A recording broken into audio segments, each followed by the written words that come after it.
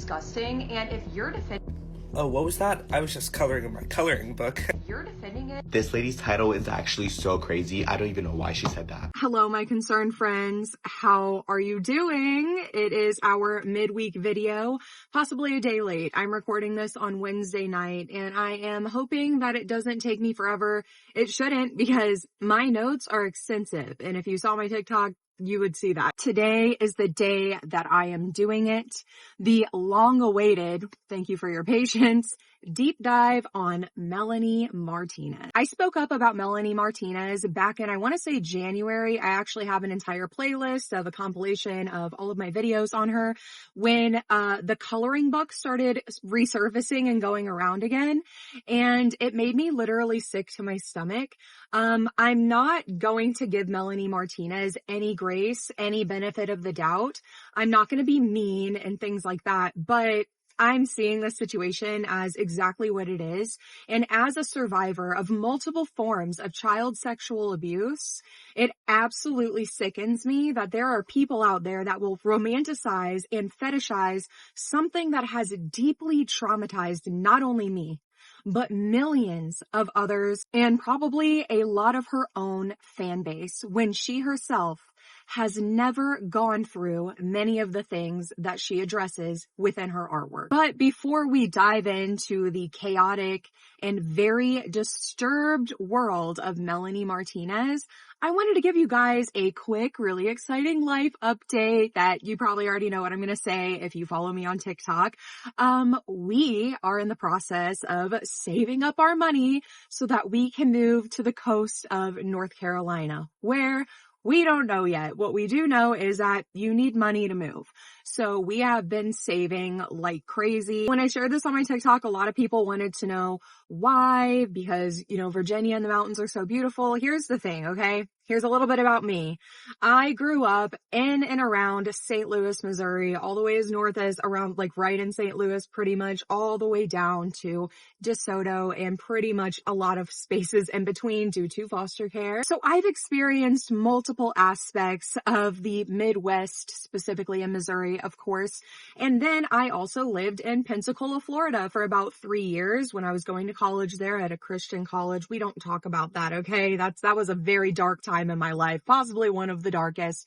But what I took away from there is that I love the coastal life. I love the beach life. I love that when you go to the beach, it's just good vibes. Like when I was in college, I could go to the beach completely upset and just sitting there studying my notes on Christianity and how to be the best soul winner, aka groomer into the religion, recruiter, I guess I should say.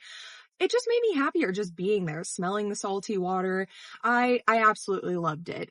But I was gaslighting myself because I was trying to be all like edgy and cool and being like, I don't even like summer. The beach is so overrated. Mountains are where it's at. My soul is in the mountains. Like I was like weird, like couldn't be me. I had to be a pick me, I guess. I was a pick me. Oh my gosh. Was I a pick me, guys? Jeez. Anyway, then I moved to Virginia with my husband, and I've loved Virginia. It's very beautiful. Every single time I drive in these Shenandoah Mountains, it takes my breath away. It is genuinely gorgeous out here. But this is not us. Like my husband grew up here, and even it was actually his idea to move to North Carolina specifically. There's just a lot of things that would suit our lifestyle better. The beach life, being able to just like, it's just everything about it and that we loved from Pensacola and that kind of coastal shore life we would love to have again. I don't know, like obviously I don't think that I would be very comfortable with like a house right on the shore. Plus that would be really, really expensive, but at least within like a, 10-minute, 15-minute driving distance, I would love, because yeah, with that vibe, that life, that is our big life update. I am super excited. It kind of feels like something that, like isn't very possible, but I know overall, I think I'm going to be in a much better mental headspace being in an environment that just makes me feel happy. I love it here, but I don't feel happy here. I feel trapped. I feel like surrounded. I just don't feel free at all. And like, I feel like I need to finally have a moment in my life where I feel completely free and like unchained and unhooked, or whatever you want to say, from anything that's weighing me down. And I know that being in that coastal beachy vibe, I don't know what I'm saying. I'm not good at words on the spot like this, would probably really help my mental health. Plus I got kids, and that would be like, I just want to give them that experience and opportunity, because growing up, I always wanted to go to the beach, and I never went to the beach until I was 11, and I went with my parents' friends. So I didn't even go with my parents. I went with my parents' like friends and their kids, and that was my experience. And it wasn't a good experience. Anyway, but that is my whole life update. I'm really, really excited. And of course, I'm going to keep you guys updated on that. So, if there's any like big updates, I'll let you guys know. I'll probably do like a moving vlog, although I'm not really, like, I'm not a vlogger. I don't really know how to vlog. So we'll see how it goes. Might be the most boring thing you've ever watched, but I will share it with you. So with all of that being said, don't forget to like this video and subscribe. And as always, I'm really excited to see the discourse in the comments. I also want to give this disclaimer. We're going to be talking about a lot of different moving pieces and people. So please do not go and harass anybody that I'm talking to, whether it's somebody that you hate or you like, or you learn something about them and it makes you angry. This video is not meant to incite any sort of harassment or anything like that. This video is strictly for educational and awareness purposes. I am not an expert on Melanie Martinez, but I did spend the past 2 days listening to every single song and watching every single music video, as well as the K-12 movie. I've been down that hole very deep. I think that I actually hit the bottom. And if I haven't, y'all let me know in the comments, because this is going to be a long video and I am bound to leave something out, and I apologize in advance. But I am yet a person, not a robot or an AI engine. Don't use AI, by the way. So who is Melanie Martinez? Melanie Martinez is a singer, songwriter, and artist, kind of like a filmmaker, if you will, who gained a lot of popularity on The Voice. She was disqualified in the top 6, I want to say, but that's kind of what gave her a little bit of a jump start on a platform for creating music. And that is exactly what she did. And by 2015, she had released her debut album, Crybaby. And yes, this conversation starts right out of the gate. So for some context, before we really get into this, I want to talk about who Crybaby is. Crybaby is basically Melanie Martinez's alter ego. It is a character that she has created, her brain baby, if you will. And in my opinion, it seems to be a childlike version of a form of herself, but also of multiple other people's experiences that maybe she has seen online, maybe stories her friends have told. But Crybaby is not actually directly associated with any one person. It is a character that Melanie Martinez has created. So with her debut album, if you are watching the music videos, you will see Crybaby's life from birth all the way up until she starts school, which is when K-12 comes around. I really want to strongly emphasize that Crybaby's story is made up. It is a story that is made up by Melanie Martinez that may have some elements of truth with her life interlaced in it, but the majority of it are things that she has created in her mind and that she has not experienced or lived through. And we're going to get way more into that later on in the video, but I really want to emphasize that because I do find that very important as we start going over the themes in her music videos specifically. That's going to be something you're going to hear me talking about like a lot, is the music videos versus just analyzing the songs themselves. Although we will be looking at a few songs, Trust and Believe. They are very problematic. But my main takeaway, which I will talk about again later, is how, in my opinion, when we are watching the music video and listening to the song, to me, it kind of feels like the music is just an excuse for her to be able to make these videos. And probably what I'm saying is not really making a lot of sense to you right now, but I promise this will all tie together later. So let's look at some of the content in these music videos. And I am not going to be including any videos like of her actual music videos or anything like that, because I don't want to get like copyrighted and give her any more money. Because guys, tell me why my Sabrina Carpenter video got copyrighted. So now I'm sharing revenue from that video with Sabrina Carpenter. It's a win for her fans, right? So the first song I want to talk about is Dollhouse, which is the first song that was released. And the theme that I got from this song is very much so there's family troubles. And that's like a lot of what I get from a lot of her songs in the Crybaby album is that there's a lot of like familial issues, right? Like mom is drinking, where is dad? She's not being treated very lovingly. But that's the thing I don't get with the music videos is that there are some songs that I listen to and watch the music video and I'm like, yeah, this kind of like really does correspond. And I'm not saying that I agree with it. I'm just saying it makes more sense than other songs where the music video doesn't really make much sense given the context of these songs. I feel like a really good example of this is the song and music video Crybaby. This music video really disturbs me and I don't really see a lot of people talking about it, probably because it's just Melanie Martinez acting as Crybaby. Like the meat of the video is this scenario where Crybaby is alone, she's playing alone, she's singing, her animals start to like attack her and stuff. Here's the thing, the song itself, if you just hear the song, because I wanted to go in blind and just listen to all of the music before I saw the music videos, if you just listen to the majority of her songs, I'm not thinking that she's talking about a toddler. I'm not thinking that she's talking about babies or even trying to make any sort of references to a baby or a toddler or even a young child. I hear a lot of like adolescent references. Yeah, which we're going to discuss all of that in a minute. Trust and believe. But when you watch the music video and listen to the song, like I said, it just kind of feels like she is using her music as an excuse to act out being a baby. Because that's what she's doing. This isn't just a character, in my opinion. This is absolutely a kink that she is using her music as an excuse to express. And I will talk more about that kink in a little while. Like if you look at this picture from Crybaby, it is of Melanie sitting in a high chair with an adult-sized crib behind her and very like to scale toys for an adult.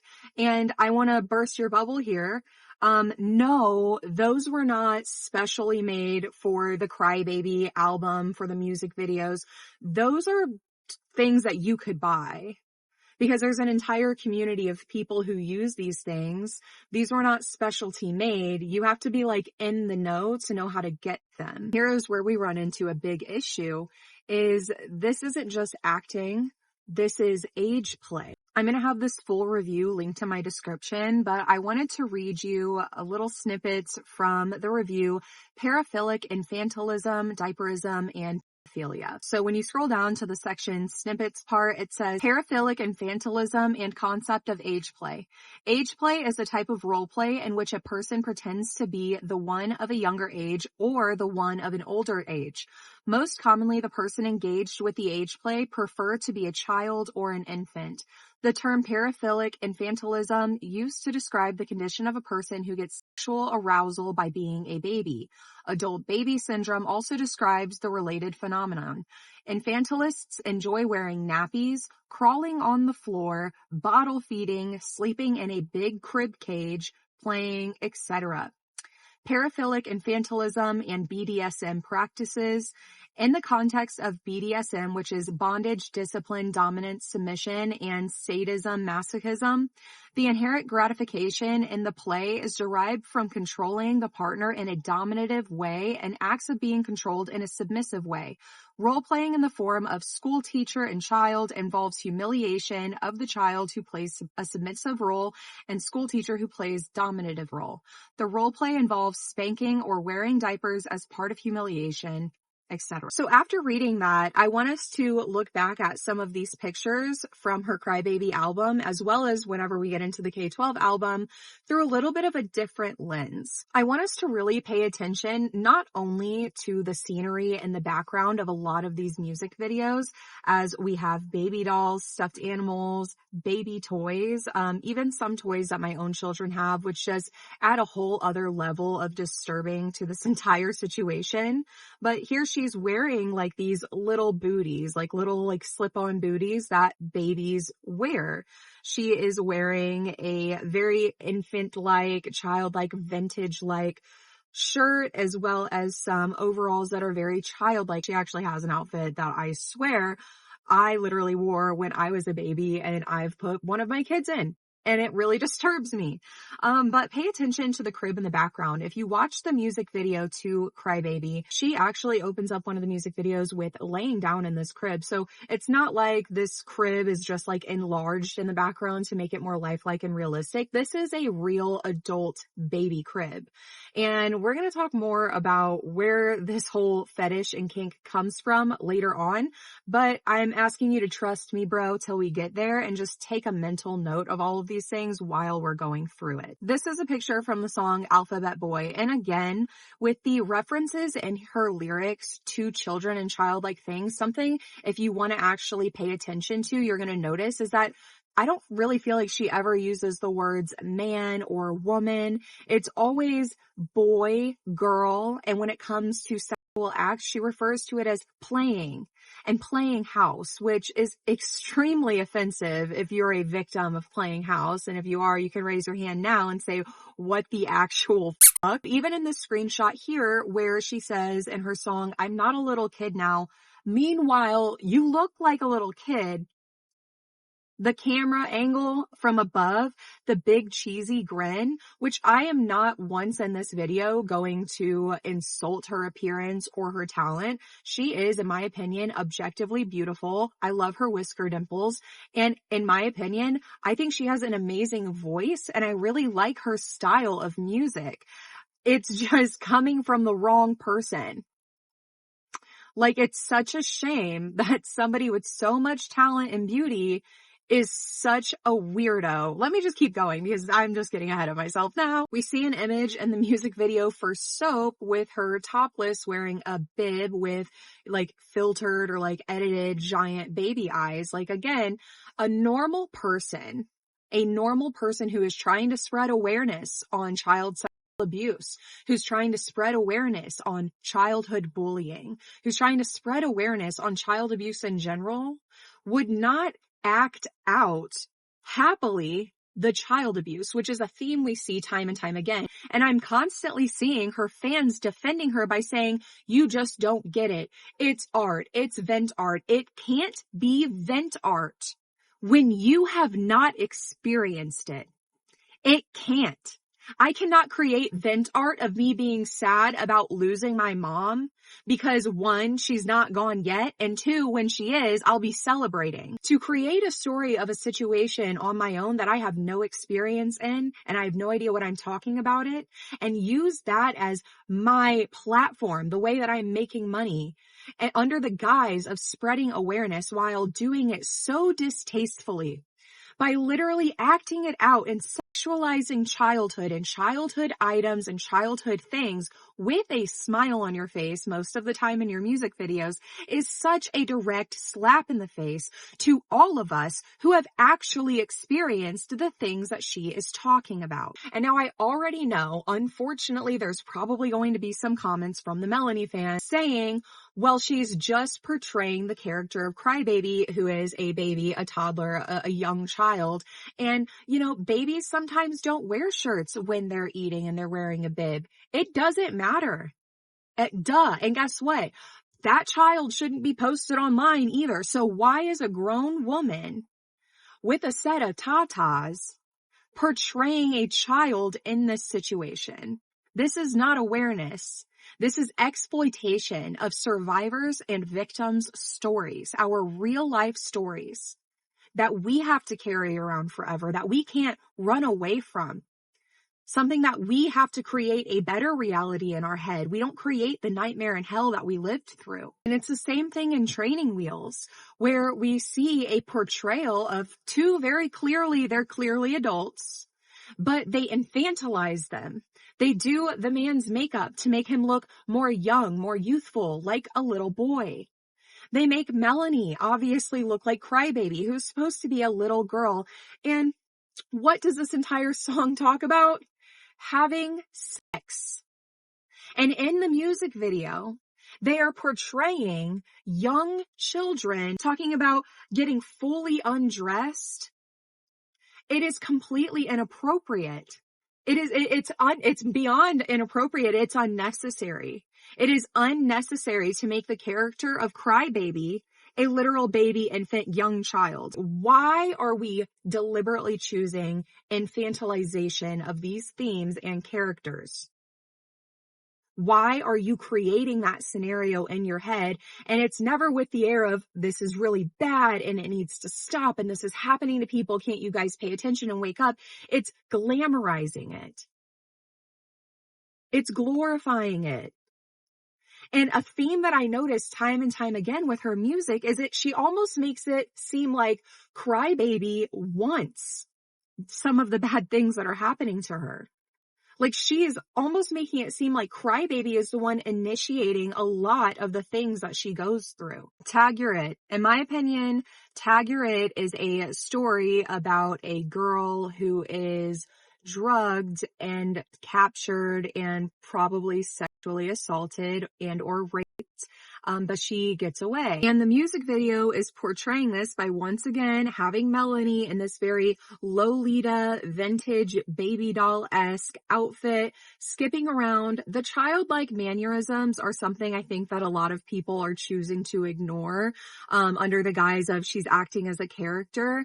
I need you guys to realize once again, like, why did she choose this character, an infant, especially when she herself has not gone through most of the things that she is talking about, including this. So she's parading around, skipping around as her childlike self, and she goes to the ice cream truck where the big bad wolf gives her an ice cream cone that just so happens to be drugged. And she passes out a couple skips away from the ice cream truck, where the song ends by him taking her and carrying her off to his lair, which we see in the next video, Cookies and Milk. And I know I'm getting redundant, but once again, why are we forcing these situations onto literal children when things like this happen to adult women all the time, teenage girls all the time? Why are we projecting this scenario on a child young enough to be skipping around and buying an ice cream cone from an ice cream truck full of ignorance? I do just want to share this.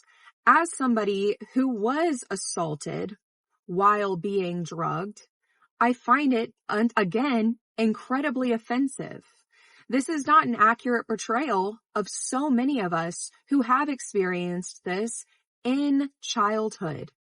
Because 9 times out of 10, it's somebody that you know and trust that's close to you. Like for me, it was my stepdad. And what were we doing? Going on a hunting trip. I was so excited to go turkey hunting with him and spend time with my dad, my best friend. And on the way there, he gave me some pills that he told me would make me stay awake. They did not. It was not the blatantly obvious, big, bad, scary wolf.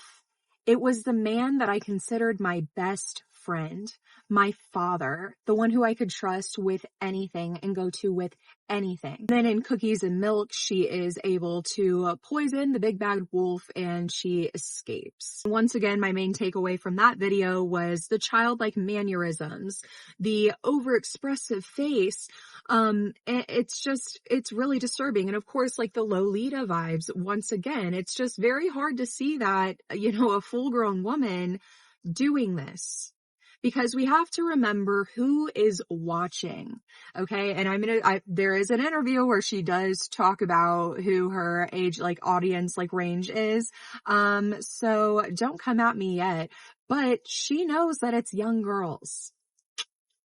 Young people in general. It is young teenage girls and boys. So in my opinion, when she is using these kinds of props, when she is dressing this way and animating herself in the way that she is and using the mannerisms that she is, along with the context of the songs, because the songs are pretty open for interpretation. Anybody can kind of apply it to themselves, if they wanted to. They're not this event happened and this happened and there's no interpretation. This just is what it is.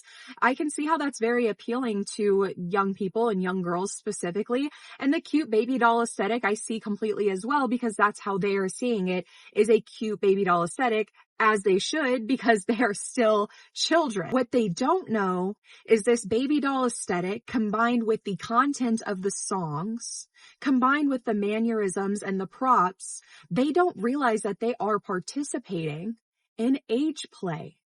And these children are buying similar outfits, if not sometimes the exact same outfits as Melanie Martinez, and wearing them in public to these concerts who I assume the other half of our audience is sitting and lying in wait very quietly. Because predators know that when they are loud, they are shamed. Now, granted, they're being more expressive and open about themselves, in the past couple of years, but generally speaking, they try to be discreet.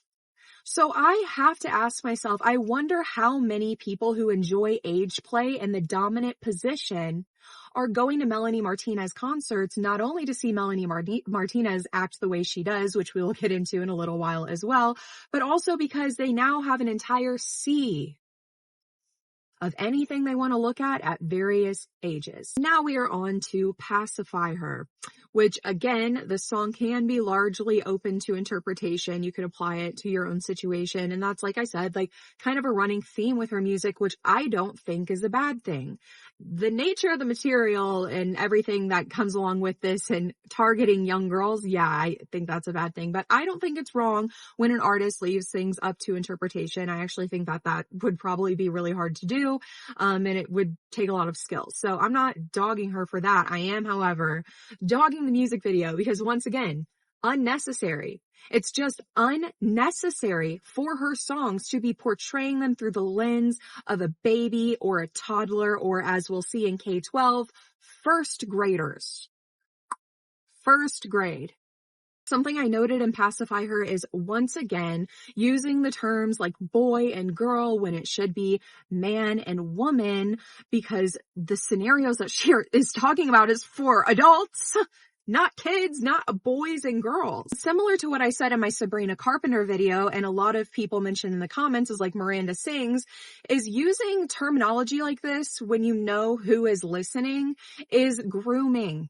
You are desensitizing your audience, your young girl, female audience, and even boys too, that it's okay to just have sex with people my age and blah, blah, blah, blah. This is something I should be exploring. This is something that I should be in the know of.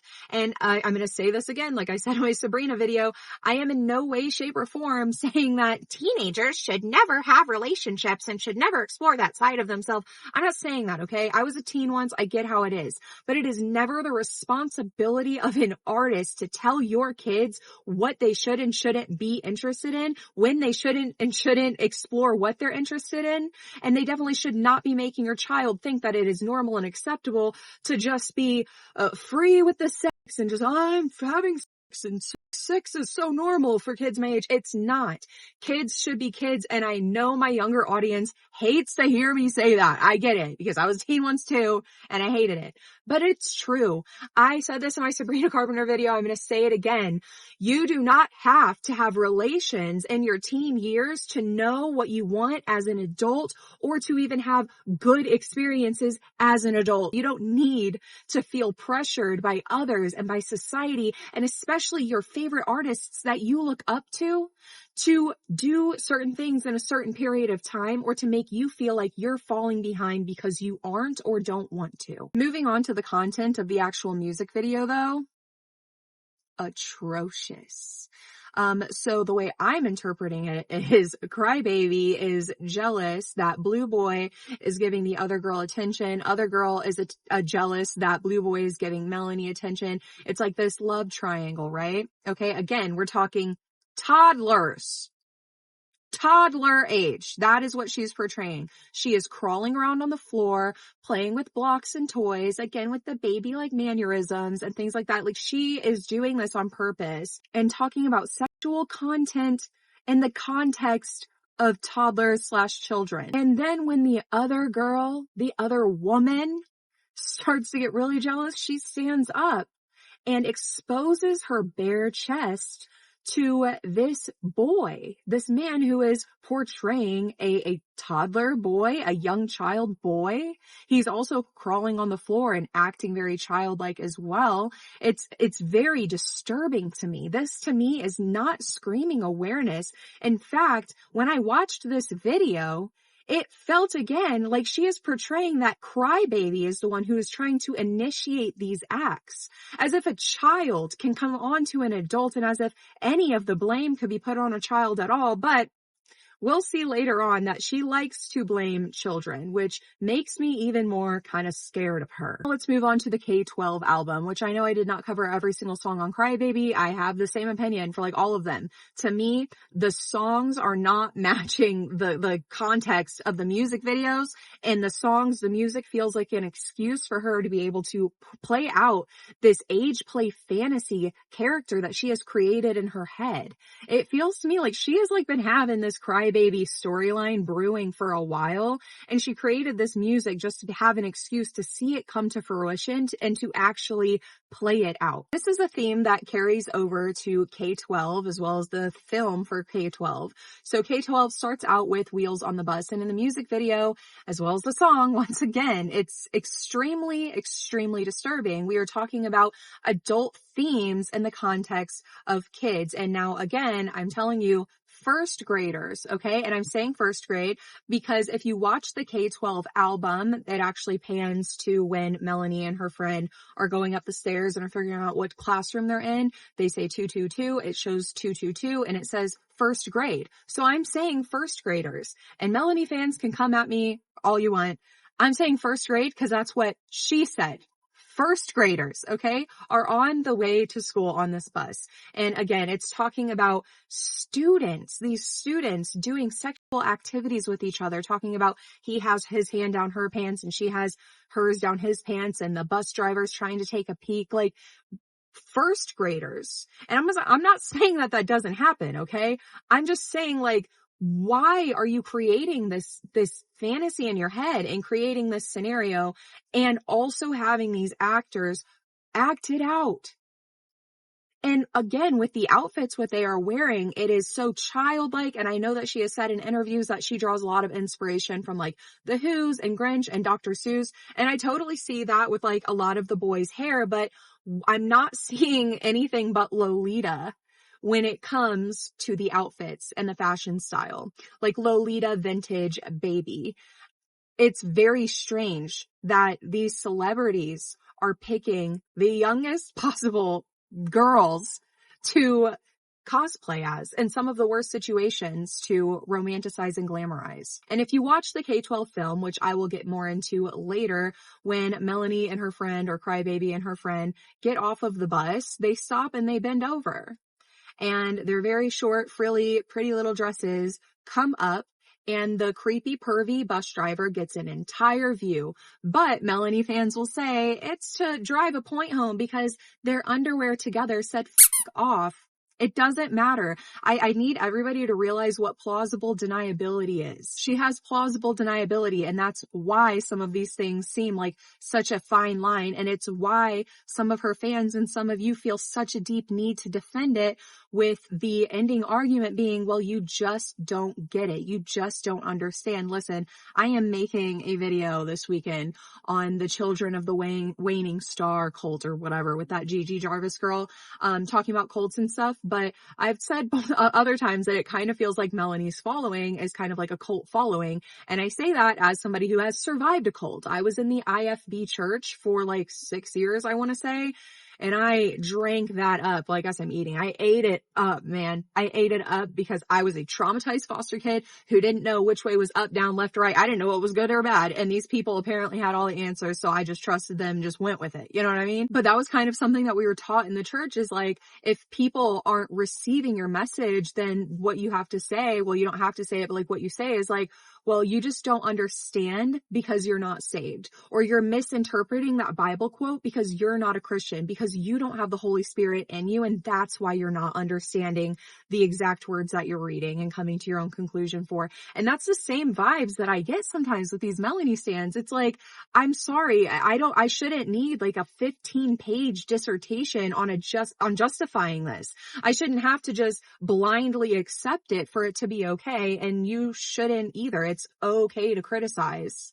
especially somebody who has allegations like she has, which we will get into at the end of this video. The principal, the outfits in the principal, specifically when she's dancing for the judges. If she wanted to go for like that Alice in Wonderland, like whimsy, gothy, weird, morbid aesthetic, why couldn't she have just done this? And the same goes for what is it, drama class too, like the outfits there when she's on stage. Like, why not stick, if that's your goal, is you want to be creepy and pull all of these like seemingly innocent themes into something very morbid, why did you pick specifically child themes and not something like royalty and, you know, like Victorian vintage wear, like in these two clips? It's very strange to me, and it just doesn't make sense. Then we have show and tell, where she is a puppet on a string doing a dance for the class. And the point of the song is kind of, it feels like she's kind of sharing her experience with kind of being put on display as an artist and being criticized and nothing's ever good enough. Okay, that's all fine, good, and valid and stuff, but why are we once again depicting a first grader crybaby and making her dance on a string? Nothing wrong with that until she starts smacking her butt, air humping, doing sexually suggestive moves while the crowd is cheering this on. It's completely unnecessary, and to me it really feels like she is putting out bait for one specific kind of audience, and either deliberately or not caring about the fact that she is possibly grooming yet another generation of young kids after generation of young kids who think that behaving this way as a young child is acceptable. And during my time on TikTok, when I was talking about this back in January, this is actually a video that did come up on my For You page that it really was like hard for me to watch, because again, as a survivor, all of this just feels like such a slap in the face. Again, it does not feel like awareness. I don't feel like any awareness has been brought to some of the topics that she talks about that I have been through at all. In fact, it feels like a mockery of them. Because like I said, like we see in Teacher's Pet and things like that, it feels like she is presenting this kind of information and these stories and experiences through the lens of, well, the child asked for it. Well, they initiated it and now they're a victim. Like, no, a child is a victim from the get-go. There is never a situation when it's appropriate or okay for an adult to harm a child. Period. End of story. There is no such thing as a child initiating. Back to the childlike mannerisms and age play, which I want to pause right here and talk about the differences in age play and age regression. Age regression is an involuntary thing somebody does in response to like a stressful situation or something. It's usually caused from trauma, like high stress. Age regression is when a person will involuntarily go back to like a childlike mental state at whatever age it is for them. And their behaviors might revert back to childlike things, like maybe wetting the bed, maybe sucking their thumb. There's multiple different things that happen within age regression. But the point is it's involuntary. And oftentimes for people who struggle with age regression, they oftentimes feel ashamed or embarrassed to have struggled with this. Whereas age play is voluntary. When people are participating in age play, it is something that they are choosing to do. When they choose the role of a submissive, when they choose to be in that role, they are choosing that role of humiliation, degradation, and domination. That is a choice that they are making because they enjoy that feeling. Age regressors don't get that option. It's just something that happens to them that they may struggle with severely. Again, with the mannerisms of her like basically going cross-eyed, drinking the bottle, the way she's drinking the bottle, everything about it. It's not screaming, I'm a scared, traumatized kid who needs help.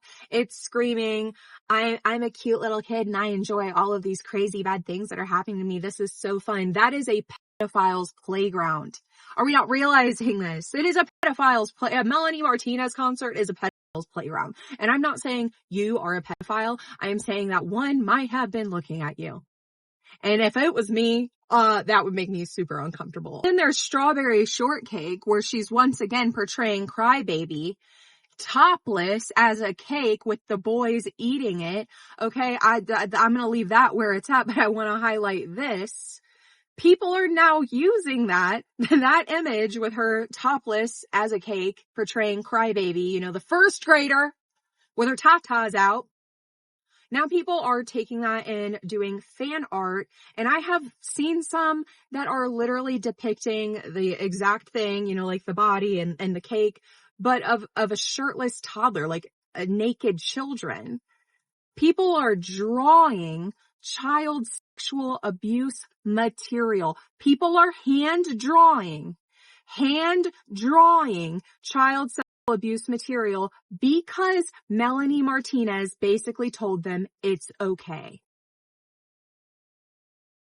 And people get real mad at me. People get real mad at me when I say hand-drawn child sexual abuse material is just that, child sexual abuse material, because they like to say, well, no child is actually being harmed. I want to tell you this, okay? Sit down. I'll hold your hand, okay?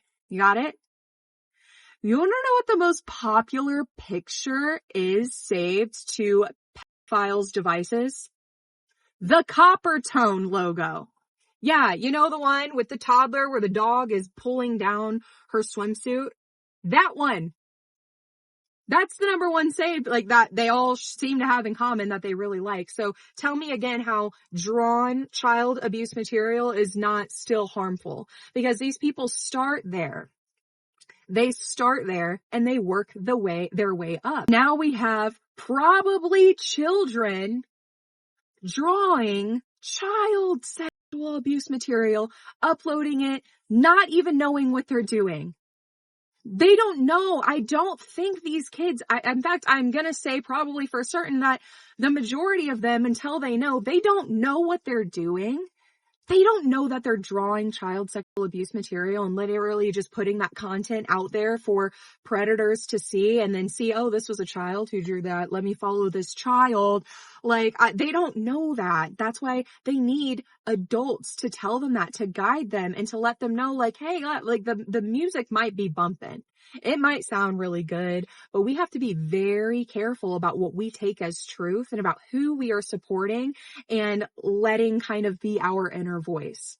Because it shouldn't be Melanie Martinez, because she is quite literally making children do bad things. Like I mentioned earlier, Teacher's Pet really gives me terrible, terrible vibes, because the entire vibe is the student came on to the teacher. And now I know that that has happened before, where students come on to teachers and then things happen. But I want to say right now, every time, I don't even care if the student was 18.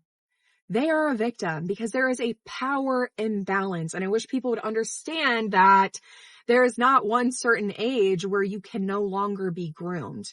Grooming is less about age and more about where the power differential is, who has the more power and how are they using that against the person with less power. So there's my issue. And once again, at one of her concerts, she really just, what a peach she is portraying child sexual abuse. She's not spreading awareness. She is spreading her fantasy. And then the way High School Sweethearts is kind of just thrown in there, like, why are we just having, like, in the context of K-12, in the context of, childhood angst and struggles and stuff, now we just randomly have a whole song about sex and her sexual preferences. Like, again, she, whether she'll admit it or not, markets these things to children. Moving on to the K-12 movie. In my opinion, the K-12 movie is basically just all of the music videos put together in chronological order with extended scenes in between that kind of tie the storyline all together. And now I'm not going to deny the artistic genius that this takes, but again, the context and what what it's about. Like I said, for instance, this scene where they are bending over for the same bus driver that they were just talking about being pervy, I just feel like is completely unnecessary. It doesn't prove any sort of a point. It is, once again, in my opinion, her getting a chance to role play this fantasy that she has created in her head through age play. And may I say, non-consensual age play. None of us, and especially none of the children watching, consented to be exposed to age play. And in these cut scenes, there's a lot of concerning things as well, like them talking about things like they're so innocent and don't know, but then there's some things that they do know about, like when they're talking about a period and then one of the characters gets her period and now all of a sudden they know exactly what a period is when they're in first grade, but they also don't know other things like how many holes a female has, where they have to have a whole conversation about it. It's really giving Miranda Sings. You know, Miranda Sings little like coloring book, or not coloring book, but like her little book that she sold. It's giving Miranda Sings. But because Melanie is young, talented, and pretty, similar to Sabrina Carpenter, again, it's glazed over with the you just don't understand and well, you just have lack of media literacy or whatever. No, I have a lot of literacy and a lot of comprehension, and that's why I'm able to see how weird this is, how predatory this is, and how this is in fact grooming and desensitizing young children. It is. Now let's talk about some of her unreleased music. One being A Million Men, which I'm just going to read the lyrics to you and then we will discuss. Miss Maggie was way too young to understand why she got thrown into someone else's hands, why she woke up to strange men. They tore her to pieces and she couldn't comprehend why she was locked up in a basement filled with men. Should have gone to school. Instead, she did them. Don't touch me, I'm fragile. I'm bitter in my heart. Mama sold me for candy and I was ruined from the start. Why do you have to sell me to those mean old men? They cut me up in places I don't even understand. It's normalcy to me, but how will my friends understand? I'm 5 years old, sleeping with a million men. All grown up and her body has decayed, all those promiscuous games she had to play. Oh, she skipped the jungle gym phase. She's trying to look at things in a bright way. She sees the light peeking through at the end of the hallway. No, she's trying to escape. I'm running full force, dear, but it's harder when you're bones. I'm weak-kneed, but I'm flying out of this hellhole. Why do you have to sell me to those mean old men? They cut me up in places I don't even understand. It's normalcy to me, but how will my friends understand? I'm 10 years old, running from a million men. A million men. Finally, the light is coming close. No turning back. Run full force. Angels swoop down and grab me, and now I'm safe away from the million men who raised me. Do I have to tell you guys what my problem is with this song? It is victim blaming. No, this child didn't sleep with a million men. This child was raped. And now I know the fans are going to come at me and be all like, oh my gosh, so she didn't use the right words, blah, blah, blah. They matter. They actually do matter. Like legitimately, people will take things like this and run with it. This quite literally could have detrimental effects on young people who are listening to this, thinking that their rape, their sexual abuse was somehow their fault or not as serious because, well, they slept with them. Well, maybe they said yes. Maybe they implied it somehow and they blame themselves. It is very important. If you are an artist, if you are somebody with a platform, that you be educated on the right way to say things so that you are not further harming people who have already been harmed. It is your responsibility, especially when you advertise yourself as somebody who speaks on these hard topics and these taboo topics for awareness or whatever purposes she wants to say. And another song that is just absolutely appalling, titled AK-47, which both of these were released around the same time as K-12. So again, in that baby-like, childlike mindset context, why are we making a song titled A Million Men when you've not even experienced what you just wrote that song about? And now AK-47, which is a very heated song, a very sexually charged song, but AK-47 at the same time that you were releasing K-12, a school-themed kind of, you're a bad person. Like, you are literally sick and twisted, and not in like the, wow, you're such an artistic genius. No, she's sick and twisted and using art as her shield. Like, it really blows my mind how other people do not see that. And there's her song Ring Pop, which if you didn't know about any of these songs, let me know down below, especially if you're a Melanie Martinez fan. I hope you guys are still listening. But again, the inappropriate link between childlike things and adult content, like her saying in this song, we could stay up, watch adult cartoons, when she's very clearly referring to watching porn, but she's saying it in this childlike way, adult cartoon. Turn off the lights, let's kiss in the corner, promise to play house with me forever. That line really pissed me off because I am a victim of playing house. And I don't say that in like a funny way because it's not just me. That's like a huge phenomenon that a lot of us experienced where we were playing a game, house, mommy and daddy, or even sometimes doctor. and child on child sexual abuse occurs. So for her to sit there and be like, let's turn off the lights and kiss in the corner and play house forever, it's giving, I am a predator. Like, I enjoy doing this to vulnerable people. Like, I do not understand how people can say that. She is spreading awareness on these sensitive topics when she completely, blatantly, right in our faces, is portraying herself as the instigator. And as somebody who enjoys this, her music is an excuse for her to do age play, specifically DDLG, which I did not want to overwhelm you guys earlier. So now I will be discussing DDLG. So DDLG stands for Daddy Dom Little Girl. It is a specific subculture within the broader BDSM spectrum and community. DDLG refers to a consensual and loving power exchange dynamic where one partner takes on the role of a nurturing and guiding daddy dom or caregiver, while the other partner embraces the role of a childlike little girl or little.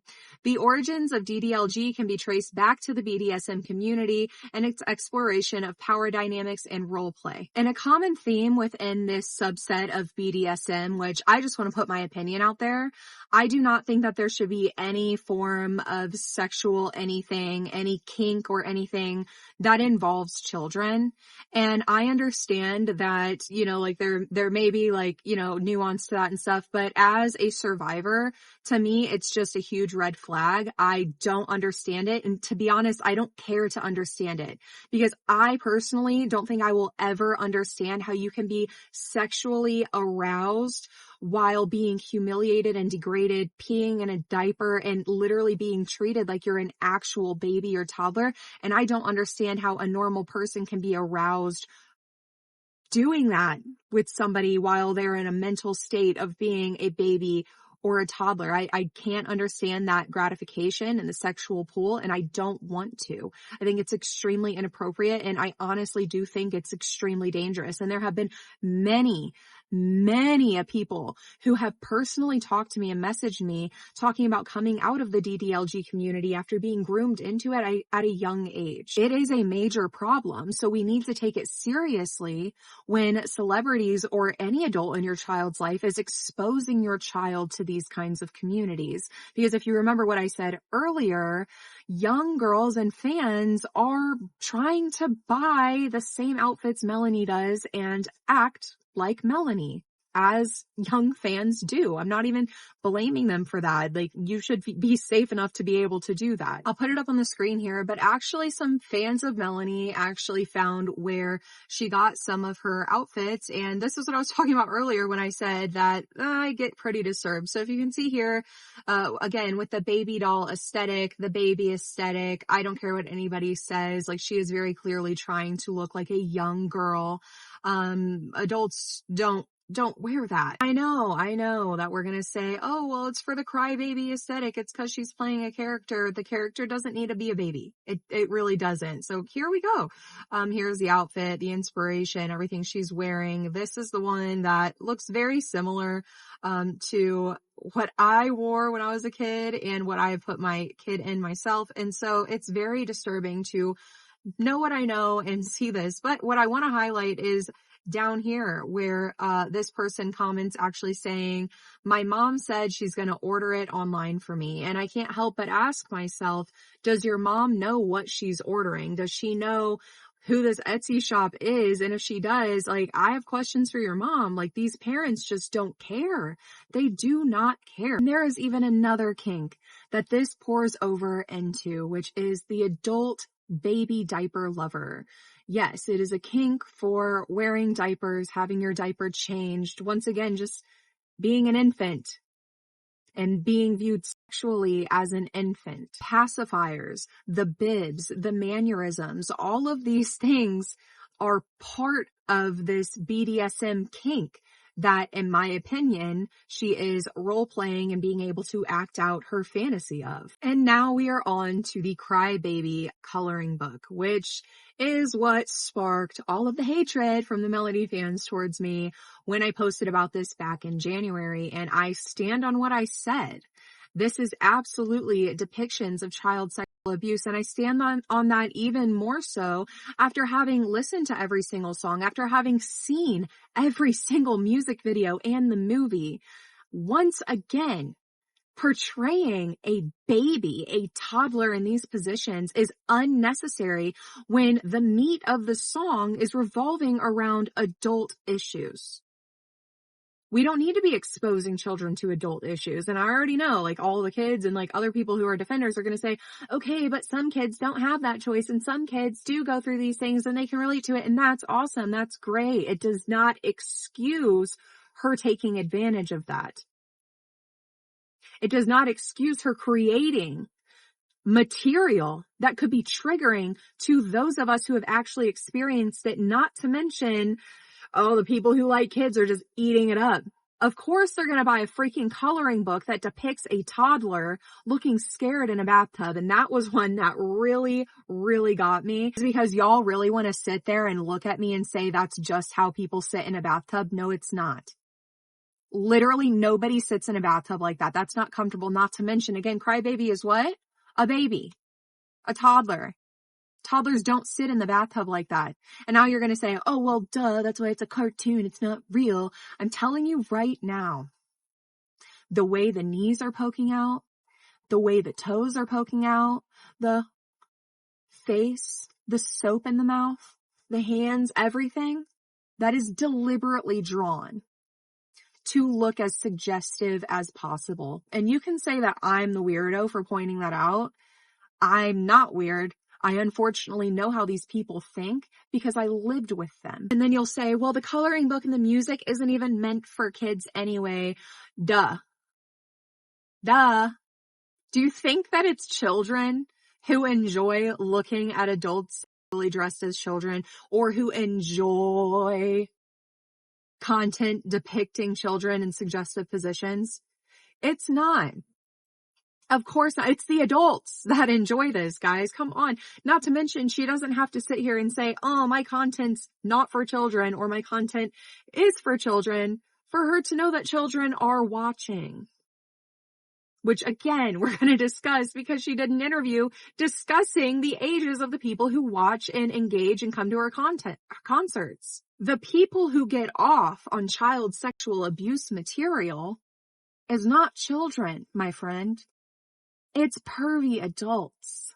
That's who. And the second thing, the wolf picture, the tag you're it picture, again, unnecessary. And you can't say, well, it's showing from the music video. First of all, the tub picture in the music video, she was never laying like that in the bathtub.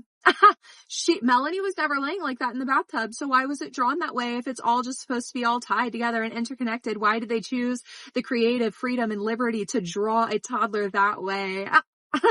Let me know. But in Tag You're It, same thing. I'm so sorry, but Melanie was passed out and drugged in the music video and picked up and relocated. Meanwhile, in the book, the character is once again a small child looking like she's freaking the hell out, as a small child would. And the big bad wolf is just so happens to be holding the ice cream cone in the position that he is. That's just a mistake. Along with all of this other compiling evidence that's just piling on top of itself, it's not a mistake. All of this is very intentional because she enjoys this. This is her fantasy. She is getting gratification. She likes this. And I'm not going to lie, she probably likes the reactions that she gets. I'm not saying that she probably does not have hard days from the amount of backlash that she gets, but I don't think she really cares. Because it's kind of doing what it was supposed to do, right? Here we see someone asked her, what are your inspirations when it comes to art? And I don't even want to show these pictures, but I will have all of my sources and everything linked down below. But it's a whimsy kind of Alice in Wonderland situation, except like sad, creepy, morbid, of a very clearly little girl. And she's sitting on the floor with her legs spread, and there is a choo-choo train going under her dress to you know where. Oh, but don't worry. She gave us another example where it's once again a young little girl in an Alice in Wonderland type dress sitting with her knees propped up and her legs spread and a rabbit jumping in between them. Y'all don't see anything wrong with that? That's not creepy to you guys? It's starting to thunder and lightning. I'm kind of actually a little scared, but I'm I'm holding it down. Y'all might get a show in the background though. Okay. Wait, I'm so scared. Then there's this post from Melanie Martinez where she says, I feel like artists go through phases and I'm not really sure yet if this is just a phase that I'm going through because I go through a lot for sure. I definitely think that this is an interesting thing to play around with. It's not an interesting thing to play. Child abuse is not an interesting concept to play. What's happening? Sorry about that. Also, I didn't realize this thing could get so much brighter, but I might have trouble seeing the camera. So if my eyes start wandering off, just know I'm trying to look at you. I really am. But I can't really see it very good because this light's shining directly in my eyeballs. As I was saying, child abuse is not some sort of interesting concept that you can play around with. And I'm going to take some information from this person's story and from my friend's story and maybe from my experiences with being bullying. And I'm going to create my own concoction where I create this magical world of child abuse where Crybaby like is initiating it and not looking like she hates it. That's not okay. It's not okay. And whether you like it or not, it harms survivors and victims going through it because it desensitizes us to the severity of what it is. I love the contrast between adult and child, but I also don't want people to think creepy, weird pedophile. Too late. That's what people are, when you dabble in the life of creepy, weird pedophile, how do you expect people to not think you're a creepy, weird pedophile? And here's my thing, okay? And this is completely my opinion. I'm not holding back in this video. This video might get me canceled. I don't know. I think the way that she victimizes herself through some of her songs and in some of the music and even in her mannerisms, like in Crybaby, where she's so sad, I think that she kind of emotionally is manipulating her audience into kind of always viewing her as this very vulnerable, very shy, very quiet, very fragile person who nobody can cross and criticize because she only means well. I think that it's a front. I think that it's a front, especially paired with the fact that she has had multiple people come out against her with allegations of her being hard to work with, not very nice, a little bit rude, which we'll get into all of that later too. But it's not so hard to believe that maybe your favorite singer is actually just a bad person who glamorizes and glorifies and sexualizes something that affects 1 in 4 girls and 1 in 9 boys. She goes on to say something about the innocence of a child and not really having to be aware of adult situations is interesting. I can promise you right now, even if we didn't have a name for it, we knew what was happening. Even if we were told that it's okay, it still felt bad. Even if it felt good, it still felt bad. To sit here and make it seem like children are just so stupid and naive when it comes to adult situations, we weren't. We just weren't believed. We weren't taken seriously. So we stopped taking ourselves seriously. And some of us didn't make it out. It's not something that you should just dabble in the concept of for your own artwork. This is something that ruins lives, ruins families, and leaves people incredibly desolate and lonely, struggling with things that you fantasize about for the rest of their lives. She then goes on to say, I think that a child who knows about adult situations and is mature enough to deal with it is an interesting concept. I just love playing around with things like that. It's not an interesting concept. If a child is mature enough to understand and deal, it's not because they're mature, it's because they were victimized. They weren't protected. And to sit there and say that you think, instead of saying, I think that that's concerning when a child is understanding these things, you say, I think that's cool. That means you're predatory. To me, I'm sorry, don't go around my kids. It's giving, I'm the cool adult who's going to ask you about if you've had sex or not yet and how far you've gone and stuff, and make you think that it's okay to like it's not okay.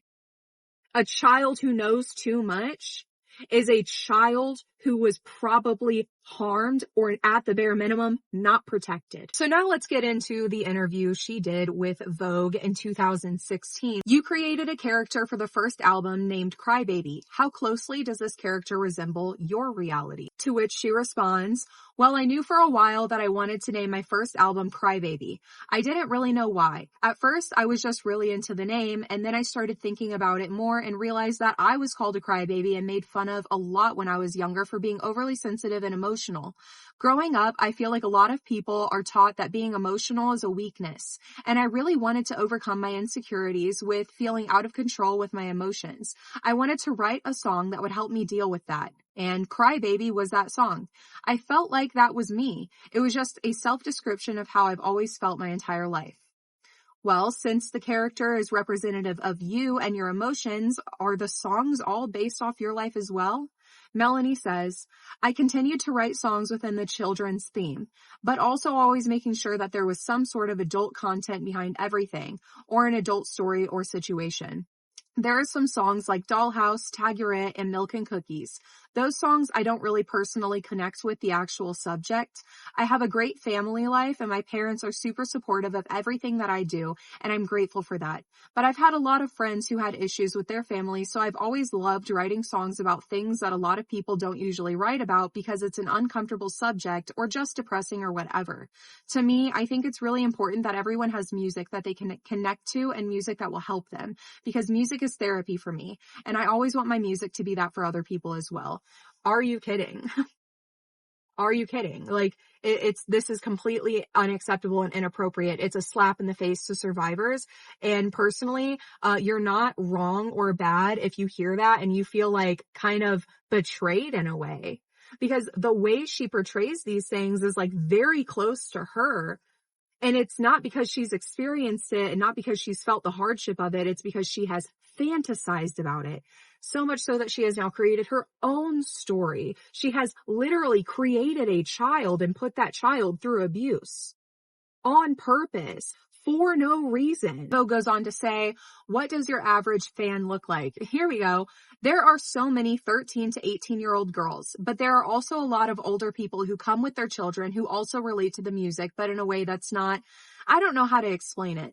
There will be 8-year-olds who come to the show, and I feel like they're super into it because of the aesthetic and the colors, or the story and the visuals, and their parents are there. And their parents might understand more of the lyrics than the kids do, so the parents can understand the more adult content behind it, and that's why they're also interested as well. 8-year-olds. 8-year-olds coming dressed up in DDLG, little sissy, diaper, lover, outfits. Oh, hello! Oh, she's not weird though. She's totally cool with that. She's not weird. She's not weird. Of course not. She didn't go through 90% of what she sings about and she fantasized about it, created an entire character to put her through hell, and then got to role play and act it out while looking like she was enjoying every second of it. Yep. Not weird. Definitely not predatory at all. Except what came out in 2017 absolutely, in my opinion, confirms every single suspicion about her. And confirms why she's so weird. Because let me make this clear. You can have a weird, whimsy, Alice in Wonderland theme, sort of Dr. Seuss, Grinch, whatever theme, without using kids and bottles and diapers and teddy bears and blocks and literal cribs and high chairs made for adults who have that fetish. You can do that. In 2017, Timothy Heller came out with this statement, which I will read to you now. When I wrote this story about my assault, I initially wasn't going to make the abuser, I think she meant name, but I think it's important for you all to know this is about Melanie Martinez. And the statement reads, I have kept this secret for years, convincing myself that it wasn't a big deal and I wasn't hurt by it. The thought of accepting that my best friend raped me seems insane. Even typing that doesn't feel real to me. I started telling this story to those closest to me as a somewhat of a joke. Haha, can you believe this crazy night? But I began to get the responses that I wasn't expecting. Concerned ones. It's hard to say someone you loved raped you. Someone you still love. The thought of writing this and having the world see it terrifies me, especially because of who this person is. This was my best friend. She took me in, which I was so grateful for. I felt like I owed her my life, and my life began to revolve around hers. I had my own problems, but if I could focus on her life, I could put off dealing with my own inner turmoil for just a bit longer. Some of her fans became my fans, but their loyalty never strayed from her. They are dedicated. She is perfect. To the public, she can do no wrong. She is there for her fans. She gets it. She's different. When faced with a friend who really needed help, though, I can honestly say she let me down completely. During the most difficult time in my life, my rock bottom, her power and control over me grew, and I was silenced. While being open and realizing about how much help I needed, I was made to feel guilty. I had to apologize for having an extreme panic attack where I thought I was going to die because it ruined her night. Yet through it all, I loved her. Codependency works in a lot of strange ways. In my relationship with this friend, I was dependent on helping her with her life. As soon as I needed a small bit of focus and support from my best friend, there was nothing for us to relate to about each other. Our friendship was about her. The power she had over me grew into me having a very hard time saying no to her. I would do almost anything for her. One night, during a sleepover, she became increasingly interested in my sexual preferences. As somebody who had previously been through sexual abuse, sex is hard for me to talk about. I was obviously uncomfortable, but she was my best friend, so I tried to be open about it. The conversation never seemed to end, though. I had work very early in the morning. She began asking me while in bed if I would have sex with her. While being incredibly uncomfortable by this offer, I attempted to laugh it off. I had a boyfriend at this time, and she knew that. He doesn't have to know. It's not a big deal. It went on for hours, asking me why I didn't want to, that it would be fun. I repeatedly said no, I had to work in the morning. I just wanted to sleep. I was exhausted, and I attempted to sleep, but was kept up the entire night by my friend begging me to sleep with her. It seemed strange, but she was my best friend. I said no, and I thought we could move on. The next night, unfortunately, went the exact same way. Regardless of my response, the first night she was not giving up. If she had gotten the hint, she didn't care. I was exhausted. She convinced me to smoke weed, and since I have a hard time saying no to her, I complied, thinking maybe then I'd just be able to fall asleep and avoid the situation altogether. The same conversation began to happen, continuously trying to convince me that I was going to be okay and it would be fun and feel good. I would say my boyfriend would be so upset. I really need to sleep. I have work in the morning. I said every form of no I could think of. As I lay praying to fall asleep, she began touching my arm. I allowed this to happen. Maybe she'd give up. This went on for maybe an hour. I got increasingly uncomfortable and I started giggling, saying that it tickled. I in no way wanted to make this a sexual situation. Can I just do this? Can I just touch your arm? Can I just touch your boobs? She began bartering with me. All I wanted to do was go to sleep. She began talking about the appearance of my boobs and begged to just touch them. We didn't have to do anything else. I was so exhausted and confused and high and belittled that I just allowed it to happen. This led to her touching the rest of me. I never said yes. I said no repeatedly, but she used her power over me and broke me down.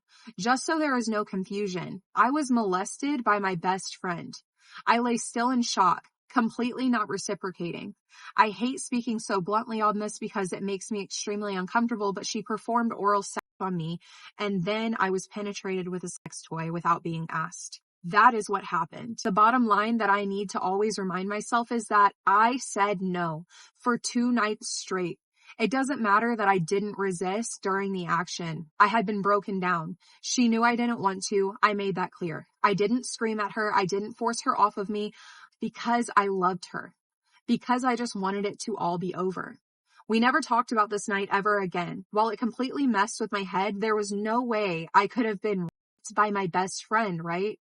Our friendship ended because she decided she didn't have time for me anymore, to worry about me anymore. She cared too much about me. It was holding her back. I'm not sure how to end this story. I'm terrified of the response I'm going to get. The only reason I do this now is because I'm hoping, because of the recent events, the Me Too movement, people will believe me. If you begin to doubt the abuse taking place in this story, I beg you to imagine her role in this being a man.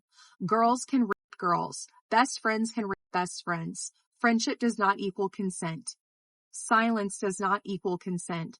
I wish it wasn't so hard for me to convince myself of these things. And the response that she got was absolutely sickening. She was not met with support. She was not met with the same kind of community and love that I was met with when I came to the internet talking about my experiences with abuse at the hands of my stepdad. Sure, I had a few people saying, well, where are the police files and where are the court files and blah, blah, blah, the reports or whatever. But the overwhelming general consensus, before I could even get my hands on that information and be able to prove myself to people, the overwhelming majority of people supported me and believed me. And that was not the same for Timothy. And I think that that's so, so awful. Because this is a person who was raped. I need us to be so clear about this. Somebody who is under the influence and cannot make a rational decision cannot consent. Especially when you know that person in their right state of mind would say no. And even in their not right state of mind, they're still saying no. That's not consent. When somebody gives you an inch and you decide to take a mile, that is rape. Just because she was okay with Melanie touching her arm was not an okay to touch the rest of her and do whatever she wanted to her body. And with all of the other evidence and everything else that Melanie has been controversial for, I really don't understand why nobody believed her. What do survivors and victims of these kinds of crimes have to gain by sharing their story when, according to Rain, out of every 1,000 sexual assaults, 975 perpetrators will walk free? Justice is not on our side. The legal people, they're not on our side. So all of the people who told her, why are you coming to the internet and not going to the police? Oh, you came to us, but not the police, blah, blah, blah, blah, blah. What are the police going to do?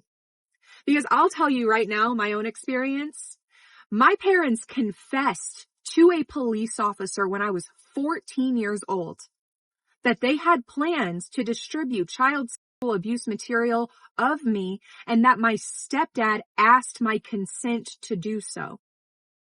And they are free to this day and no justice was served to me. And they walk around scot-free, no effect on their life. And that is with a child having the parents confess. What more when a judge looks at this situation and because we need to realize, like, judges and juries and stuff, they a lot of times are not educated and they don't care to be educated on things, unfortunately. And yet they're in the position of judging and determining other people's lives. How much less are they going to believe a situation like this when, as we'll see from Melanie's response, it could very easily be twisted into it was consensual and now it's just her words against her words.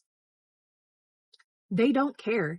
It's always innocent until proven guilty to a fault in situations like this. Because when out of 1,000 sexual assaults, 975 of those weirdos walk free, there is a failure somewhere and it's never on the victim. Melanie goes on to address the tweets by saying, I am horrified and saddened by the statements and story told tonight by Timothy Heller. What she and I shared was a close friendship for a period of time. We came into each other's lives as we were both starting our careers as artists, and we tried to help each other out. We both had pain in dealing with our individual demons and the new paths we were forging, but I truly felt we were trying to lift each other up. She never said no to what we chose to do together. And although we parted ways, I am sending her love and light always. She never said no to what we chose to do together. Right here, whether you want to believe Melanie or Timothy, Melanie is admitting that she knows what Timothy is talking about directly. She knows, it doesn't matter what day it was or whatever, she is confirming that what Timothy is talking about, she knows. There's only two people in this entire world who know exactly what happened on what day with whatever. And that is Timothy and Melanie. And right here, she confirms that she knows exactly what Timothy is saying. She never said no to what we chose to do together. So now it's a classic situation of who are you going to believe? The person saying, well, she didn't say no, or the person saying, I said no multiple times, and then I gave her an inch and she took a mile. Who are you going to believe? I'm sorry. I would much rather, when it comes to situations like this, believe the victim until the perpetrator is proven innocent. Because all too often, as we can see from statistics, like the rain statistic I keep bringing up, perpetrators just get to walk free and live their life. Meanwhile, their victims have to carry the baggage and the grief, the trauma, the shame with them forever. And they have to actually pay the price of therapy, of taking medications just to get a good night's sleep. While the perpetrators, 975 times out of 1,000, nothing happens to them. Timothy then goes on to speak with Newsweek and give an exclusive interview where she goes on to retell the story, as well as providing more context and pictures, specifically the picture of Melanie blindfolded with the fuzzy handcuffs, okay? This is where it's like, as a survivor, it's like I have no faith in people when it comes to, believe all women. The Me Too movement was so important. It's so important for survivors to speak out. Don't be afraid to speak out. But then we see stuff like this where it's like, Timothy, the person who was victimized and traumatized by this, mistakenly got the date wrong for when it happened. And the Melanie Martinez fans went on a deep dive and found out that, like, she got the dates wrong, right? Okay. And then Melanie makes this statement. I understand how hard it could be to see my side of the story, considering no one with a heart would want to invalidate anyone speaking up about this topic. I want to thank my fans who took the time to research the timeline, analyze the past Instagram photos, and question the story being told, which reveal her false statements. I trusted so many people in my life who took advantage of that trust for their own personal gain. Please know that my intentions with everything that I do in my life are always pure, and I would never be intimate with somebody without their absolute consent. Okay, so did it happen or did it not? Because in your first addressing the allegations, you say she never said no to what we chose to do together. And now you're hiding behind your fans' lack of education on what trauma can do to somebody's brain and being like, see, so since she got the date wrong, everything's a lie. She's just a big liar. No, you still did it. She just got the date wrong. I've done that. Yeah, I've done that. When I'm telling my story, sometimes I will remember things better than I had before. Like, I might remember this happened in middle school, and then I'll later be like, oh no, I know that happened in 8th grade. So what are you going to look at me and say that my story is inconsistent and I'm changing my story because you don't understand how dissociative amnesia works? You don't understand how dissociation works in general? How embarrassing. You're going to speak on something that you're completely uneducated on, man. Go Google dissociative amnesia. People can forget years of their lives and only remember certain specific moments of certain specific events, but then everything else, I don't know when it happened. I don't know how it happened. I don't know where it happened, but I do know what happened and how it felt. So, I mean, I guess the joke's on survivors. Before you want to share your story and talk about what happened to you at all, apparently, if this is the standard we're setting, you need to know the exact timeline, exact everything. You need to have notes and blah, blah, blah, blah, blah, blah, blah, or we're not going to believe you. Actually, to me, Timothy getting it wrong proves to me more that she is a victim who is very traumatized. It was a genuine mistake that many trauma survivors who are retelling their story go through. Because dissociative amnesia is not uncommon for trauma survivors, and it's a very real thing. Then she wanted to be petty and released the song Piggyback, which is, in my opinion, just, if my abusers did that, it would make me never want to talk again.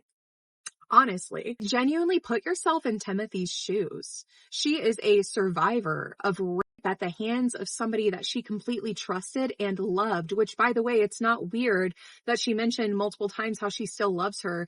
It wasn't until like the past 2 years, really whenever I got into therapy, that I stopped loving my abusers. And you guys have literally seen that with me growing, or watching me grow, with like how my relationship and my feelings toward my little brother have evolved and changed. It's not uncommon because trauma, it's very sticky, gooey situation. Okay. Not everything is black and white. It's very nuanced. And it comes with so many difficult layers to have to unravel and work through to understand that it's not your fault and it wasn't your fault, even if you did love and trust that person. Timothy then came to TikTok, and I want to play her video right here for you guys. Speaking out against my abuser ruined my life, and I'd like to talk to you about it. I'm going to be reading something I wrote. It's not particularly well written, but I just needed to collect my thoughts. Whether you know who I am or not, I ask you to please listen to my story. If you do recognize me, then you haven't heard from me in a couple of years, and that's because I was effectively run off the internet. You also may have heard that I admitted to lying or that it was proven that I lied. Neither are true. Speaking out against my abuser ruined my life. Here's how we got to that point. During the Me Too movement, I chose to speak out against a former friend who had essayed me. I was young, naive, and could never imagine how this would end up affecting my life. I believed that as long as I told the truth, things would turn out all right. I was very wrong. After my initial statement, describing in detail what happened, my abuser issued a statement in response. She used the sentence, "She never said no to what we chose to do together." While I did say no, in many different ways, this sentence was actually quite validating for me to hear. She clearly didn't understand how consent works, and she admitted that something took place between us. I wish it ended there. I made the mistake of doing an interview with Daily Mail. While being interviewed, they asked for more specific details, like when the incident took place. It'd been around 2 years prior, so I didn't remember the exact date. What I did remember was a picture I took the next day. I went back in my camera roll, found the picture, and told them the day of the incident was the day before. Unfortunately, I was wrong. The picture in my camera roll appeared multiple times. I can't explain why. When the interview came out, her fans went back in her posts to that date to find that we were in different states. If you've never heard my story before, you might at this point wonder, why would that matter? She admitted something between you took place in her statement. I agree, and this is just one of the parts that drives me crazy. After this discovery, she released a second statement, in which she thanks her fans for researching the timeline and analyzing past Instagram posts which reveal my false statements. Unfortunately, this was enough for 99% of her fans to take what she said as truth and deem me a liar. The complete contradiction of her statements meant nothing. The events after this are so much and so overwhelming it's hard for me to recount. She ended up releasing essentially a diss track about me, with lyrics perpetuating the idea that I lied about all of this for fame. I was a small musician at the time, and after speaking out, gained tens of thousands of followers. While there were some supporters, the majority of the followers were people who actively hated me. I suddenly had thousands of hate accounts dedicated to me, thousands of dislikes and negative comments on all of my music, and completely ridiculous fabricated stories of me being posted online. I really hoped it would die out and people who liked me would stick around and I'd be able to move on with my career, but it never died. Anything I attempted to do was infected with this story. Googling me results in many first-page results calling me a liar. The people who hated me took it upon themselves to ruin every opportunity for me. Partnerships with brands, modeling opportunities, they were all flooded with comments saying I lied about SA. In addition to this, my home address, phone number, and family's phone numbers were all leaked. I became so discouraged with my own music career, I essentially stopped. I started doing SW in an attempt to regain some autonomy, but that was taken from me as well when people who hated me hacked the account. I was just trying to move on. My adult content was being spread and mocked by the people who hated me. Every single one of my social media accounts was hacked, including my email. The only thing they didn't get into was my bank account. I was given the classic fuck the haters advice, but until you're bombarded with the amount that I had to endure, you really can't imagine how it would affect you. It was just so much louder than any amount of support I was receiving. As you can imagine, my mental health was and is majorly affected by this situation. And while I wish I was the type of person with the confidence to say fuck the haters and stick it out, I'm just not. I'm sensitive and not self-confident and never have been. And this made it so much worse.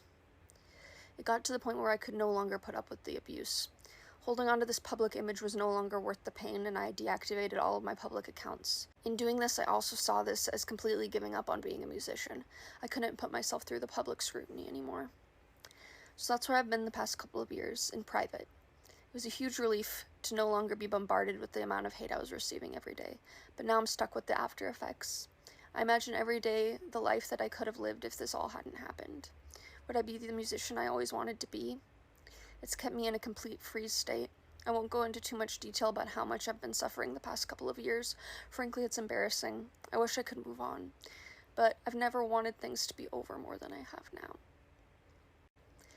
I've been in partial hospitalization programs and attempted to regain any semblance of confidence and hope for my life, but I can't shake that this is the wrong timeline for me. I didn't do anything wrong. I spoke the truth. If you're familiar with my story, you may have also heard that I admitted to lying, and I can assure you that never happened. There were photoshopped images spread around of a confession that never happened because I have nothing to confess. I never lied. You may have also heard that I accused other celebrities of this, which I can promise you never happened either. There's so many other terrible things that people have made up about me that I'm not going to dissect and defend right now. But I was successfully gaslit into thinking I was a bad person who deserved this. I am so scared to speak out about this again. There's a high possibility that I won't receive any support from this, and people who hate me will target me again, and I go back into hiding. I ask that if you are someone who is under the impression that I lied about this, to please hear me out. Please think about her contradicting statements. Please realize that there's no one on earth who knows what happened that night besides me and her, and even the smallest possibility that I could be telling the truth should be enough for you to not want to risk ruining an innocent person's life in this way.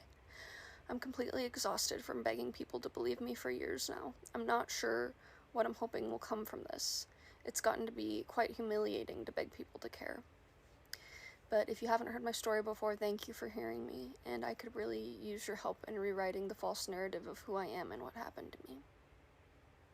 So brave, so bold, especially after the amount of backlash that she has already received. But again, as a trauma survivor, as a sexual abuse survivor, the comments, I'm going to put some of them up. It's just like the blatant disregard people have just because you pick and choose who you want to believe. And just because you really, really like an artist and their music resonates with you does not mean that they're not a bad person. They absolutely can be a bad person. And I am gonna extend an olive branch here, okay? I found this year a band called Rammstein. I really liked them, especially because I'm learning German. I posted like a makeup transition video. I felt so cute. I felt so cute to Rammstein, Ryan Ross. And, yeah, somebody commented on it. It was like, girl, like, do you know about the allegations? And then I went down the rabbit hole and I had to grieve, man. I had to grieve. But guess what I didn't do is say, well, I don't believe those women who have made these allegations. I don't believe them because he was never charged. Well, I don't believe them because it didn't go to court or it didn't whatever or whatever. I choose to believe them because there is a greater chance that they're true than there is a chance that they're not when we look at the statistics. And I'd rather just be SOL on a band that I really liked because, like, guess what? There's always going to be some other artist that you can find that you can resonate with. Will they sound the exact same? No. But there's always something else out there and probably a better person for you to support. But to sit there and leave pictures of somebody's abuser in their comment section is absolutely vile. I really want to emphasize that. Like, that is so cruel. That is literally torture. Like, and that I need everybody to get really real for a second. If somebody did that to me, if people started doing that to me, like, that would send me down such a bad mental place, and it could put somebody at risk of taking their own life. All because you're defending somebody who doesn't even know you, doesn't care about you, just wants your money. Versus somebody who has literally lost everything, who has been humiliated and dragged through the mud and is still saying the same story all these years later. And just because you just don't want to believe it, to spam her abuser in her comments, like, really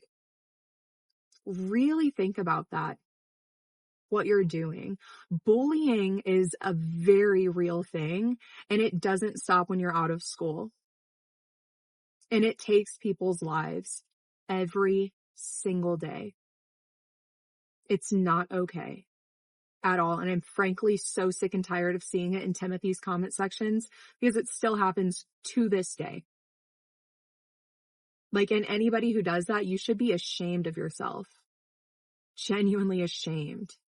I hope nothing like that ever happens to you, and I hope nobody taunts you for the rest of your life because of something that you had no control over and were traumatized from. But Timothy is not the only victim of Melanie, because around the same time that Timothy originally came forward on Twitter, another victim came forward, Maddie Karina, where she says, something similar, not rape, happened to me with Mel. She begged me over and over and over again to sleep with her, and I finally gave in. She wore me down. I said yes, but it was not the same with Timothy. I will support Timothy Heller till the end. She makes another clarifying post where she says, FYI, everyone, I think a lot of people misinterpreted this. It was manipulative of her, but what happened between her and I was consenting. I wanted to share this, seeing how a lot of people are calling Timothy a liar. She's not. We were both great friends with Mel. And so when I initially read this, it really breaks my heart because I instantly see somebody who has been manipulated mentally into thinking what happened to them was okay and normal, and it clearly was not, because she is trying to convince herself that it was consensual. That's what's happening. And that's why it's sad, is because she is sitting here. It seems like she's trying to convince us, but she's trying to convince herself. And we see this later through messages that she sends somebody else. Hey, I used to be best friends with Mel, and if you need me to talk to you about anything, I will, as long as I can stay anonymous. The person says, oh, really? Thank you. Low-key, I am on Tim's side and doing an interview with her soon. I want to take a very objective approach because the videos currently on YouTube are extremely emotional and capitalize on minimal flaws and Tim's retelling to call her a liar. Yeah, I understand. I know Timothy very well and knew Mel very well. I went on every tour with her while we were best friends. I was her rock and comfort for a really long time while she was touring. It makes no sense to me that people would say she's lying about something that has literally no good outcome. She got nothing but disgusting hate from telling her story, and she knew people, her fans, were going to be negative. We were both absolutely terrified for her to share her story online. I had known about this way before she posted anything about it. I also had a bit of a similar situation with Mel. We were best friends and I didn't want to say no to her. It was different because I consented, but I was pushed for literally months of her talking about hooking up with me and me saying no, that it's weird, we're best friends, etc., until I was on ecstasy at a party and she wanted to hook up with me. Mind you, she was sober, maybe had a few drinks. I don't know, but I consented to it. She took me into a bathroom at the party. It was my first sexual experience with a girl and it didn't feel right. I didn't enjoy it because she was my best friend. I know how Melanie and how Mel and Timothy's relationship was. We were all close. And once Melanie hooked up with Timothy, she started talking to her less and less, and same thing with me. So that is rape. That is rape. When, once again, somebody knows that you in your right state of mind would be saying no, and then when you are intoxicated on whatever substance it is, and then they choose to go through with that act, even if you say yes, that's still rape because you in your right state of mind would not have been saying yes. Coercion is not consent. And that seems to be a theme with Melanie, as she and her mind seems to think that pressuring and convincing is somehow consent, and it's not. And that leads to her her friends. And then there is Lucy Loon, who is a fan of Melanie's, who she met around 2015, 2016, while Melanie was on tour, which means she would have been around 14 to 15 years old at this time. In 2020, she actually moved out of Melanie's house where she was living. And she was born in 2001, so she would have been around 18, 19 years old at the time. How long was she living there? I can't seem to find any information that says exactly how old she was and how long she lived there, but from everything I can find, she was probably a minor when she moved in with Melanie. And there's just so many different levels of concern on that front. But again, why is she preying on these vulnerable people? Why is she portraying herself as a child in her music? It's like she enjoys this power dynamic. She enjoys acting out the role of an infant, of a helpless child, an innocent, stupid child. And at the very same time, she also likes to play this dominant, manipulative role sexually. It is rather a very concerning mystery, and why her fans defend her with all of their heart. It's genuinely wild to me. It really, really is. So in conclusion, after all of the research that I have done, I think Melanie Martinez is a bad person with bad intentions who hides behind this portrayal of naive innocence that she has spoon-fed every single person who defends her. She has painted herself out to be this victim with nothing but good intentions and somebody who can do no wrong. And in turn, she has and actively is harming others. Not only through raping her friends, which, by the way, I will always support survivors, because I would rather be wrong about believing somebody who is accusing another person of sexual abuse when the statistics look the way they do, than to wrongfully assume that they are lying and protect a predator who can go on and continue to do it more and if not worse.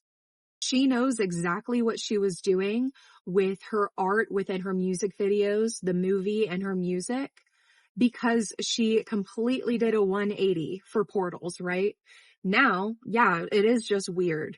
Why couldn't she have just done that from the beginning? This forest fairy theme. Why did it have to be kids? It's because she enjoys it.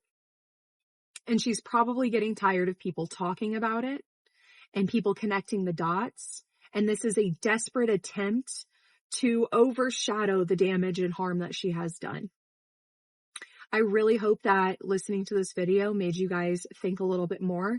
I hope that I was able to do a good job trying to make a very well-rounded, in-depth explanation and deep dive on Melanie Martinez.